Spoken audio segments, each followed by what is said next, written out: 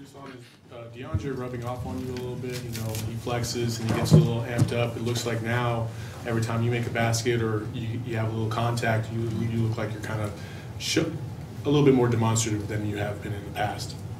Maybe. I think just playing against him in practice helps me a little bit more, but I'm just trying to be like more physical, you know. I don't think I showed my best yet, but I'm just trying to be that type of player now. Coach just talked about your confidence. How much has that changed over the course of the season? I mean, it changed a little bit, especially right now towards the end of the season. I'm just trying to, you know, practice hard every day.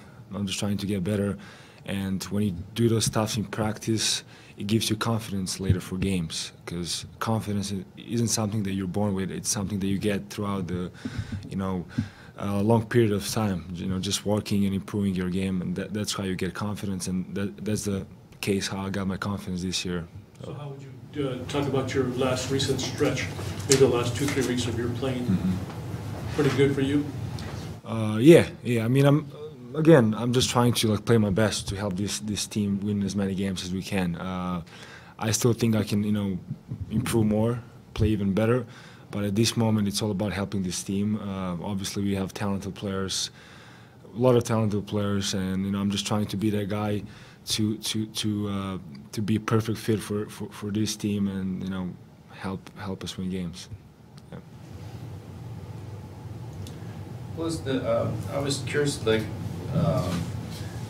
you touched on a little bit the other day, but just the fouls situation with you and DeAndre, and do you sense it's a different dynamic with a guy as physical as he is, and have you noticed anything different the way either one of you has been getting called this year? I mean, maybe again, it's really hard for referees to they have a tough job to do.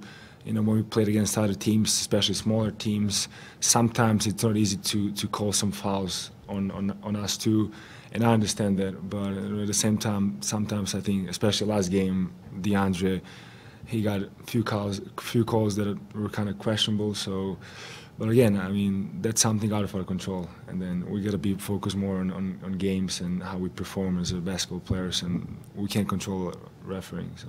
What did you think of Tad Boyle's comments after they beat you in Colorado, saying that, you know, it was sweeter to beat you guys because of the FBI investigation and everything? I mean, honestly, I don't really care. I think this team is focused on you know, winning games, getting better every day. I don't think we think or even talk like about outside noise that much. So it doesn't really mean a lot for us. It's, you know, just being focused on the next game, on the next opportunity. Yeah. Is it more difficult for you to play against the zone than a man? That's a good question. It depends. Sometimes it is, sometimes it is not. I mean, last game I think I found a few holes in their zone, and then I just posted up, and my teammates did a great job of finding me in those situations. You know, but then sometimes, again, when other teams, especially in Pac-12 conference, play zones against us, every team plays like different kind of zone. So it's not only like one zone defense. Like for example, Oregon and Oregon State, they played these kind of matchup zones when they switched everything, and it was kind of confusing for a little bit, in the first half for us. But then we did much better in the second half. So it's, you know, it's all about getting used to it. And then there are some zones like Stanford zone. It's focused more on you know, just preventing us getting the ball inside, whether it's throwing the ball inside to me or DeAndre, or our guard just driving to the basket. So it's all about, you know, getting used to play against those different types of zones. Does it help you that, you know, sometimes they'll double team DeAndre and it helps you get open? You kind of, when you said you found holes, is that what you're kind of talking about? Yeah, that's what happened last game against Stanford. But again, in the first half, they double teamed us almost on every possession, and I think we did a pretty good job. Our guards hit a few threes in the first half. So then in the second half, I was a little surprised because they stopped doing it. They didn't double team us, but they kind of played a really crowd in the middle. So we had maybe for a few minutes we couldn't, you know, throw the ball inside, but then later we found a way, and that's how we won it in the end. Do you find find you're different mentally, confidence-wise, heading into when you see something like that now that you're a senior, you've been through so much that you're like, okay, this is it, and you go. I mean, was that different than you would have been as a freshman or sophomore, maybe? I mean, probably it's all about experience, you know. I mean, we invest a lot of time in preparing for that type of games for other teams' defenses. So with the experience, it comes, you know, confidence as well. So I mean, I already know how to respond to their different strategies. So it's all about experience. Yeah. How much better are you defensively? Because that's been the biggest thing. Yeah, I mean that's a challenge that I you know started improving this year. Like probably in the first few games, I didn't do a great job as I wanted to, and then I just challenged myself to become a better defensive player.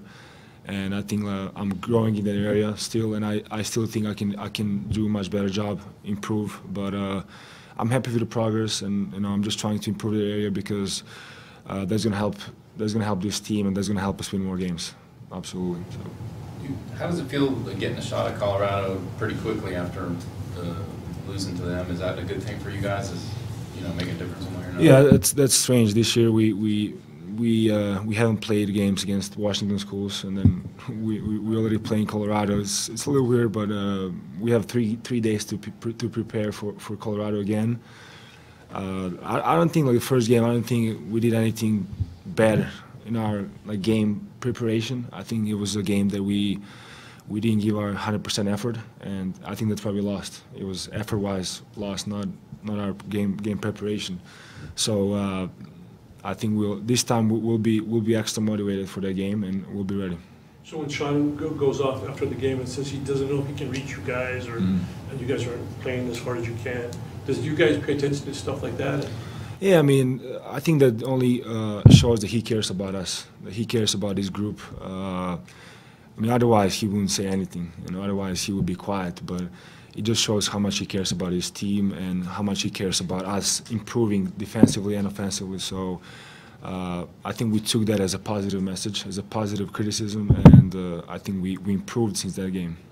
Did you? Yeah, I was curious. You know, again, because you've been through a lot with him and seen him come and go. What were you thinking at that point? And you know, and do you think it was different than anything he's done in the past? Or, I mean, there's always points I know where he probably really has to. I think it happened a few times in the past. I can't really remember when exactly, but again, it's all about, you know, positive criticism for us. It's about how you receive the message from him and how you're going to respond in practice. And I think this year this team really responded well. You know, the next practice that was 2 Mondays ago. We did a great job practicing that day, and we responded really well. It wasn't. Yeah, I mean, you didn't get a sense for like maybe. I'm wondering if you looked at it and you thought maybe, especially maybe some of the younger guys might not listen or might get discouraged, or you know. But you I don't think like so. Yeah, I mean, one of our jobs as older guys is to explain freshmen, the guys that just got here, that type of message is coming from coach is only a positive thing for us. That we need to listen what he has to say and just improve. And I think our freshmen actually did a great job practicing that week. They all responded well. They're all talented players. You know, maybe they don't play as much as they expected to, but they're all talented and great players, and their time will come. They have to be persistent. They have to believe in themselves, and they have to practice hard, and their time will come 100%. What y'all think? Speaking of responses, I wonder, you guys played a lot better after Miller got a technical at Stanford. I didn't know, did that sit in with you guys at all, or was it just like, you know, obviously you knew you had things to do anyway? I think it did a little bit. It was a really it was a unique time. I think we were down 11 or 12, like 9 minutes left. So it was all about, can we, you know, come back? Can we win this game? Are we really the Final Four team? And if we are, can we actually do it? And I think that's what we did. I think we showed that we can, you know, overcome any type of, you know, adversity during the game. You know, crazy crowds, some few questionable calls.